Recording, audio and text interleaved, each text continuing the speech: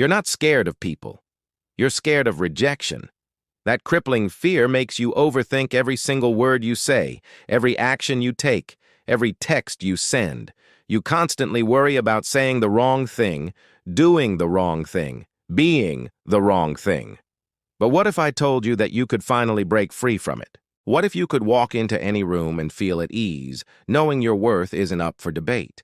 Most of us don't even realize it, but caring way too much about what others think often stems from either social anxiety or something called approval addiction. It's this constant, gnawing need for external validation that holds you back. The good news? This isn't a life sentence. It's a mindset, a pattern, and it's something you can reframe and completely overcome. It starts with understanding what's really going on in your head. Social anxiety is a master trickster.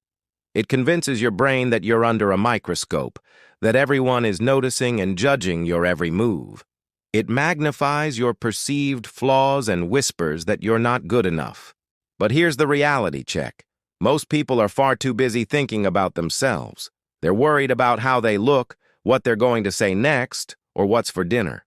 Recognizing that you're not the center of everyone's attention isn't meant to be harsh. It's meant to be liberating. This realization is the very first step to freeing yourself from that mental prison. Then there's approval addiction, which is especially common in our hyper-connected world. It's the habit of constantly seeking validation from the outside. Every like, every compliment, every casual agreement becomes a temporary fix, a little hit of dopamine that makes you feel seen. But when you depend on that external validation to feel good about yourself, you're handing over all your power. The moment the praise stops, your self-worth plummets. Instead, you need to cultivate the practice of self-validation. Start celebrating your small, private wins. Trust your own judgment. Be your own biggest cheerleader, because true confidence comes from within, not from the applause of others. Now, here's where you take back control. Reframing is your superpower. It's about consciously changing the narrative in your head. So instead of thinking, "What if they judge me?" or "What if they don't like me?" try shifting your focus. Ask yourself, am I acting in a way that aligns with my values? Or am I being true to myself right now? When you do this, you shift your focus from a place of fear to a place of purpose.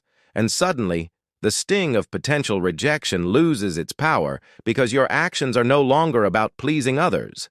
They're about honoring yourself.